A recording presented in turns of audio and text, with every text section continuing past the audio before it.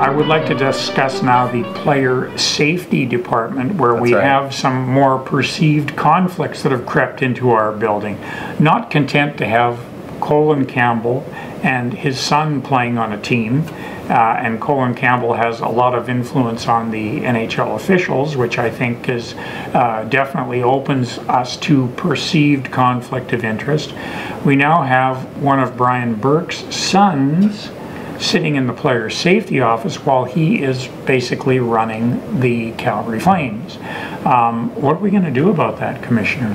Well, I mean, one of the main mottos, mantras of our office is to not have conflict of interest, to have transparency. So obviously these people are going to lose their jobs. Wait a second, are you casting aspersions on the integrity of Patrick Burke, or on the integrity of Colin Campbell? I just don't think that you want a league where it can be questioned.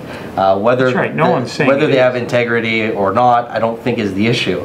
The optics, to me, are the issue, have always been the issue, and I think that in a league like this, as big as this one, you have to strive, you have to make extra efforts to ensure that the optics don't make it look like there is or possibly could be a conflict of interest. So of course, these people will have to lose their jobs, or Burke will have to quit Calgary, the Calgary Flames, and move on in life to another job, or you know, the Campbells will have to, one of the Campbells are going to have to end their NHL lifeline. Yeah, I guess it was a bit of a mistake when we hired Patrick. I mean, we had to know Brian was going to get back in, because after all, we were helping him get his job. So that's right. Well, hopefully there won't be any problems, because I can't imagine anyone making a decision there. I really don't think there would be a decision he would recuse himself from any any particular. Okay, the Olympics. Are you going to the Olympics? A nuisance. All the time, every Olympic. No, I think I'd rather run my own Canada Cup, and let's make the money off it instead of the Olympians make the Euros will get upset, but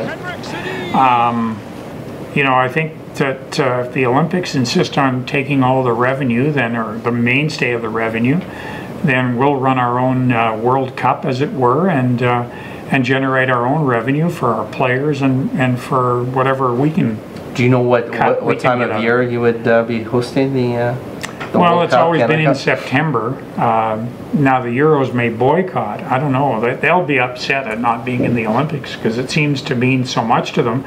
But they get to have an international competition at the World Championships every year. Granted, our playoffs get in the way of that, but you know, perhaps we could lobby the IIHF to move the World Championships a little bit later in the calendar, so more of our players would be available, and it really wouldn't be a massive inconvenience to many of the European countries. No, I think one of the major issues still hanging over the NHL is fighting. I think that it's something that's being slowly phased out of the sport. You're seeing fewer and fewer guys fewer and fewer stage fights, fewer and fewer guys who that's their only job is to fight. How are we going to handle this situation? And you know, how are we going to treat it? Fighting.